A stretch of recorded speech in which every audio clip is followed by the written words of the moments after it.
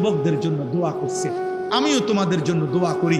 যদি কোনো যুবক সিদ্ধান্ত নাও হারাম নারী হারাম ছবি দেখবা না, অশ্লীল দৃশ্য দেখবা না, হারাম কোনো মেয়ের সাথে সম্পর্ক করবা না, তো ওই দোয়া যেন আল্লাহ তোমার উপরও রাখে। নবী ওই যুবকের জন্য 3টা দোয়া করছে। আল্লাহুম্মা গফির যামবাহু, আল্লাহ এই যুবকের গুনাহগুলো মাফ করে দেন। ওয়া তাহহির কলবাহু, আল্লাহ যুবকের অন্তর পবিত্র করে দেন। ওয়া হাসসিন ফারজাহু, আল্লাহ যুবকের লজ্জাস্থানও পবিত্র করে দেন। তোমরাও দিল থেকে নিয়ত করো, আগামীর পৃথিবী তোমাদের অপেক্ষা করছে। দোস্ত, তোমরা তোমাদের পৃথিবী কষ্টের বানাইও না। যুবক ভাই, তোমার দাদা তোমার আগে চলে যাবে কবরে। আশা করা যায় তোমার বাপ তোমার আগে কবরে চলে যাবে, আশা করা যায় তোমার মা তোমার আগে কবরে চলে যাবে। কিন্তু তোমরা যারা, আমার একটা কথা তোমরা শোনো, এখানে যারা দাঁড়াইছো ভাই, তোমরা তাকায় দেখো চারিদিকে। তোমরা 30 বছরের নিচে যাদের বয়স, 30-এর নিচে, তোমরা হাত তোলো তো।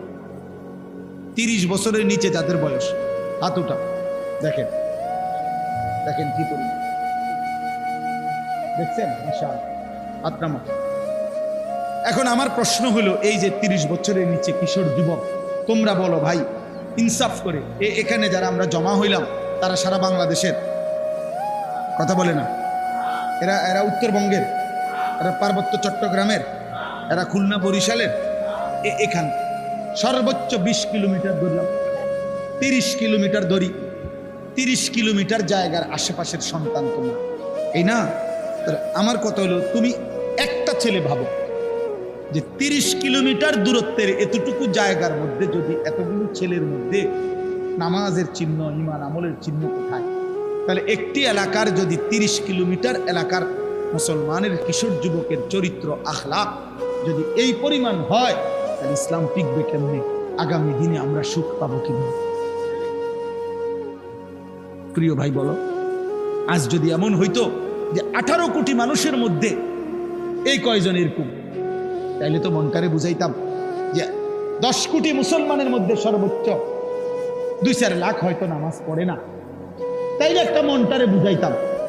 কিন্তু 30 কিলোমিটার জায়গার মধ্যে যদি এতগুলো যুবক ভাই তোমরা, তো তোমাদের নামাজের হালাত কি, তোমাদের আখলাকের হালাত কি? এবার তোমরা আন্দাজ করো সারা বাংলাদেশের জন্য।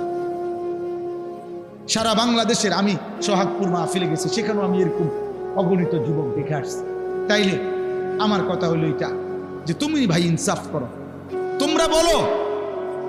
খোদার কসম, নবীজি বলছে লা ইয়াকুনু ফি উম্মতি খাসফুন ওয়া কাস